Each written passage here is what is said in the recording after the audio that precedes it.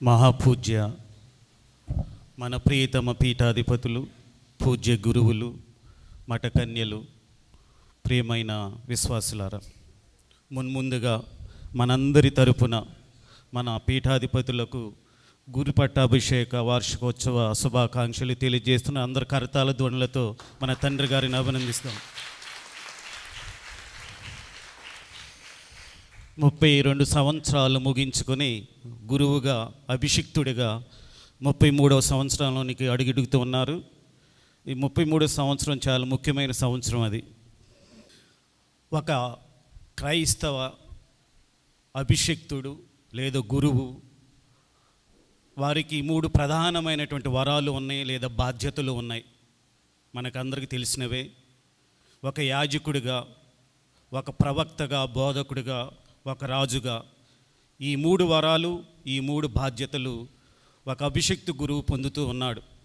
పూర్వవేదంలో యాజకులు దేవునికి దహన బలులు, జంతు బలులు అర్పించి మనుషులకు దేవునికి అనుసంధానకర్తలుగా ఉండేవాళ్ళు.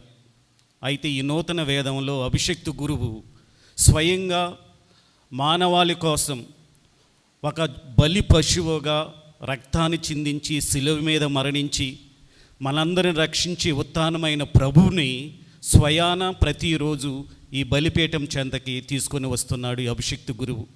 అంత గొప్ప మహాపాత్రను పోషిస్తున్నాడు గురువు. రెండవది బోధకుడు, ప్రవక్త. దేవుడు ప్రజలకు ఏదైతే చెప్పమన్నాడో ధైర్యంగా చెప్పగల శక్తిని దేవుడు వారికి ప్రసాదిస్తూ ఉన్నాడు. ముఖ్యంగా ఈరోజు నేను 3వ బాధ్యత అయినటువంటి రాజు అంటే పరిపాలకుడు, ప్రజలను పాలించేవాడు, ప్రజలను నడిపించేవాడు, ప్రజలు బాగోగులు పట్టించుకునేవాడు ఈ పరిపాలకుడు. నేను సోషల్ సర్వీస్ సెంటర్ డైరెక్టర్గా ఉన్నప్పుడు, సోషల్ సర్వీస్ సెంటరే కాదు, ఏపీఎస్ఎస్ మేత్రాస్ అనే డైరెక్టర్గా కూడా పనిచేయటం జరిగింది. ప్రతి సంవత్సరం ఏపీఎస్ఎస్లో సర్వసభ్య సమావేశం జరుగుతుంది, రివ్యూ మీటింగ్. ప్రతి పీఠం నుండి సోషల్ సర్వీస్ సెంటర్ డైరెక్టర్, 2 ప్రతినిధులు వస్తూ ఉంటారు. ఒక సంవత్సరం సమావేశంలో అబ్రహం మాస్టర్ గారు ఏపీఎస్ఎస్ ఎగ్జిక్యూటివ్ డైరెక్టర్గా ఉన్నారు, బిషప్ జాన్ మూలగడ గారు చైర్మన్గా ఉన్నారు. అబ్రహం మాస్టర్ గారు ఈ ఏపీఎస్ఎస్ సంస్థ ద్వారా గ్రామీణ పేద మహిళలకు చేసే కార్యక్రమాలు వివరిస్తూ ఉన్నారు. చాలా గొప్పగా జరిగాయి మారుమూల గ్రామాలలో. చదువుతో పాటు పొదుపుతో పాటు నాయకత్వ లక్షణాలు ఇవన్నీ కూడా. సరే, ఒక వ్యక్తి ఆ సమావేశంలో పాల్గొన్న ఒక వ్యక్తి అబ్రహం మాస్టర్ మీద ప్రశ్నల వర్షం కురిపిస్తూ ఉన్నాడు. చాలామంది ఉన్నారు, డైరెక్టర్లు ఎవరు మాట్లాడట్లేదు. ఒక వ్యక్తి మాత్రం ప్రశ్నల మీద ప్రశ్నలు వేస్తూ ఉన్నాడు. బిషప్ జాన్ గారికి ఒకసారి కంగు తిన్నారు. మోజేస్ ఇట్రా, వాళ్ళ భాషలో గుంట అంటే అమ్మాయి అంట, గుంటడు అంటే అబ్బాయి. ఎవడో గుంటడు ఇన్ని ప్రశ్నలు వేసేస్తున్నాడు అని అడిగాడు. అయితే నాకు అక్కడ ఏం కనిపించిందంటే ప్రశ్నల వర్షం కనపడలేదు, కానీ ఆ వ్యక్తిలో ఉన్న ఆక్రందన, ఆ వ్యక్తిలో ఉన్న ఆవేశం, ఆ వ్యక్తిలో ఉన్న కసి కనిపించింది. మన పూర్వవేదంలో చూసినట్లయితే మోషే గొప్ప నాయకుడు. ఆయన బాల్యం ఏ విధంగా ఉందంటే నిర్గమకాండము 2వ అధ్యాయంలో మనం చూస్తూ ఉన్నాం.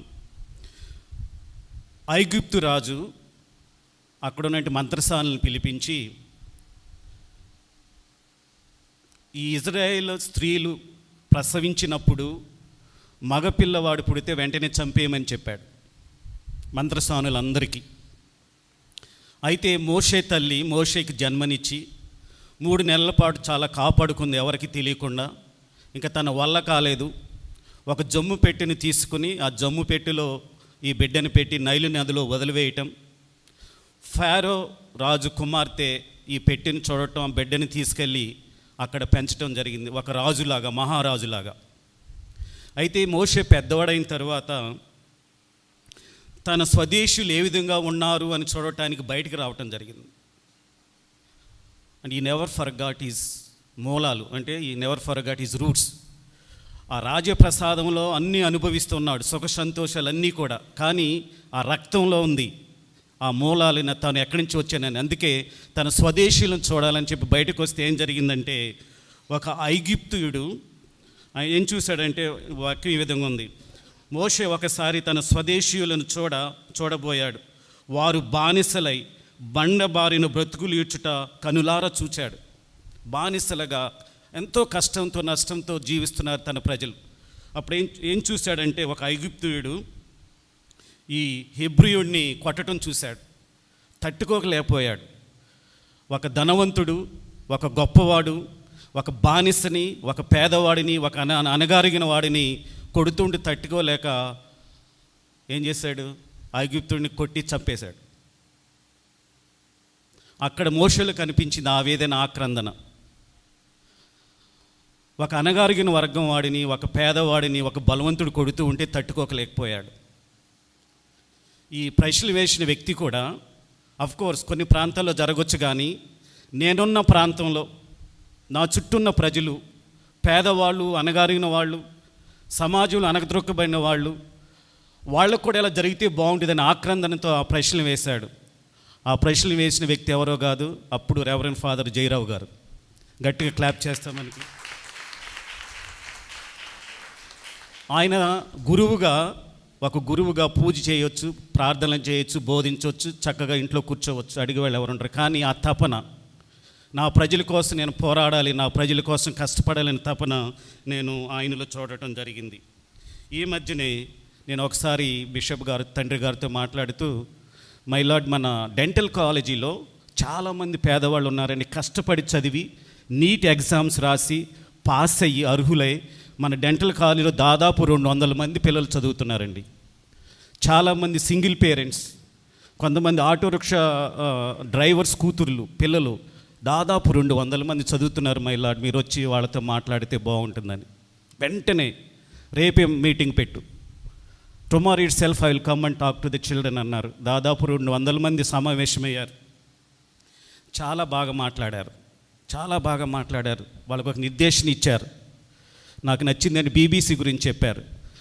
మీరు ఎలాంటి వారైనా సరే భయపడొద్దు, బాధపడవద్దు, సిగ్గుపడవద్దు. తల ఉంచుకొని తల ఎత్తి మీరు జీవించండి.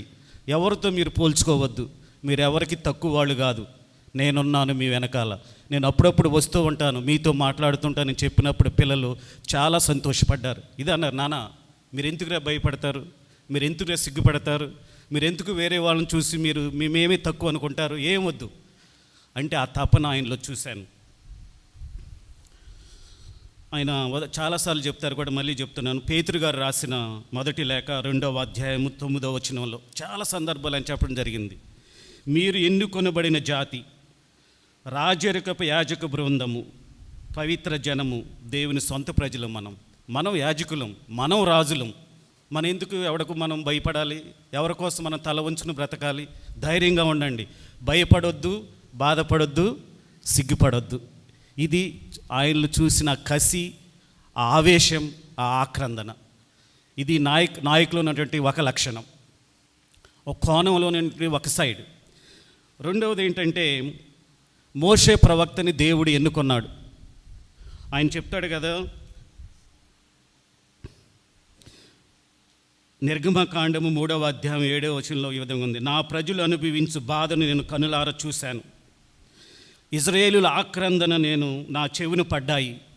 కాబట్టి నీవు వెళ్ళు, నా ప్రజలను నువ్వు రక్షించు, నీ వెనకాల నేను ఉంటానని ధైర్యం చెప్పి మోషేను పంపిస్తాడు ఐగుప్తుకి.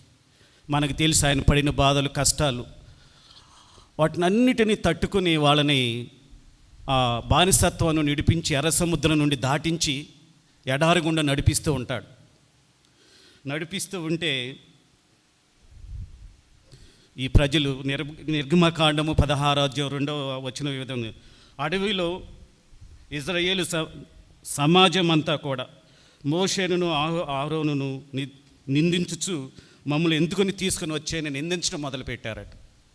ఇంకొక సందర్భంలో సంఖ్యాకాండము 21వ అధ్యాయము 14వ వచనంలో, ప్రజలు ప్రయాణంలో అలసిపోయి మోషే మీద, దేవుని మీద తిరగబడ్డారంట. దేవుడికైనా కోపం వచ్చిందే కానీ మోషేకి రాలా. దేవుడి కోపం వచ్చి వాళ్ళ మధ్యకి విషసర్పాలను పంపించటం, ఆ విషసర్పాల బారిన పడి చాలామంది చనిపోవటం, మళ్ళీ మోషే ప్రవక్త వెళ్ళి దేవునికి మొరపెట్టుకోవటం, కంచు సర్పాన్ని పెట్టి వాళ్ళందరిని రక్షించాడు. నేను ఇది ఎందుకు చెప్తున్నానంటే నాయకుల్లోని వేరే లక్షణం.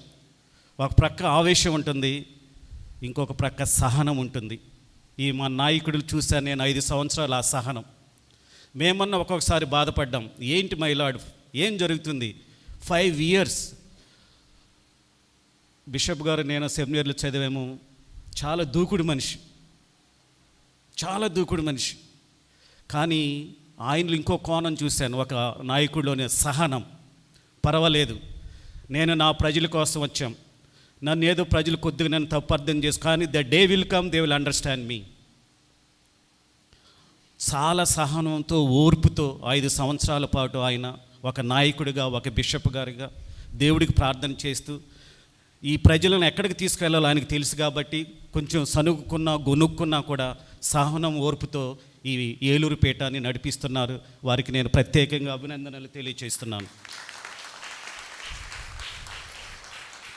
3వ లక్షణం ఆయనలో నేను చూసిందంటే టీం వర్క్, సమిష్టిగా పనిచేయటం.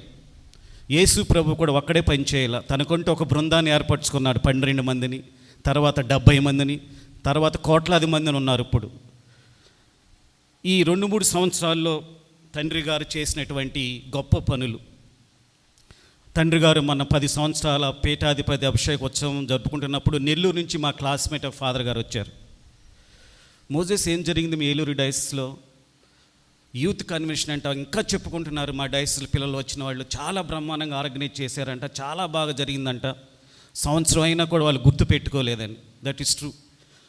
ఉభయ రాష్ట్రాల నుంచి కొన్ని వేలాది మంది యువకులు వచ్చి ఇక్కడ సదస్సు జరిగితే చాలా బ్రహ్మాండంగా జరిగింది, అందరూ మెచ్చుకున్నారు. దానికి కారణం సమిష్టి, దానికి సంబంధించిన నాయకుడు మన బిషప్ గారు.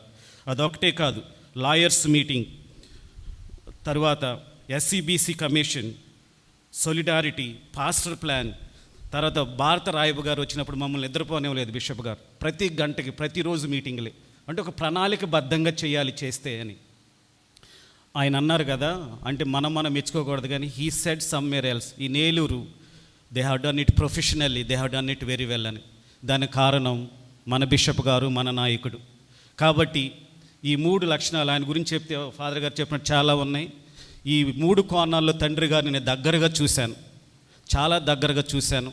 పేదవాళ్ళన్నా, అనగారిన వర్గాలు అన్నా, వాళ్ళని ఎప్పటికైనా పైకి అవి నా 2 కళ్ళు అని ఎప్పుడు చెప్తూ ఉంటారు. 2 కళ్ళు ఎవరు మిస్అండర్స్టాండింగ్, ఇద్దరు కూడా 2 కళ్ళు అని చెప్పి చాలా సాధారణంగా చెప్పుకునేటువంటి మన నాయకుడు ఈరోజు తమ గురు పట్టాభిషేక వార్షికోత్సవం జరుపుకుంటూ ఉండగా మనం అందరం కూడా వారిని అభినందిస్తాం, వారి కోసం ప్రార్థన చేద్దాం. ఇంకా ఎక్కువ శక్తితో మనలందరినీ ముందుకు నడిపించాలని ప్రార్థన చేద్దాం. Once again congratulation to you my lord.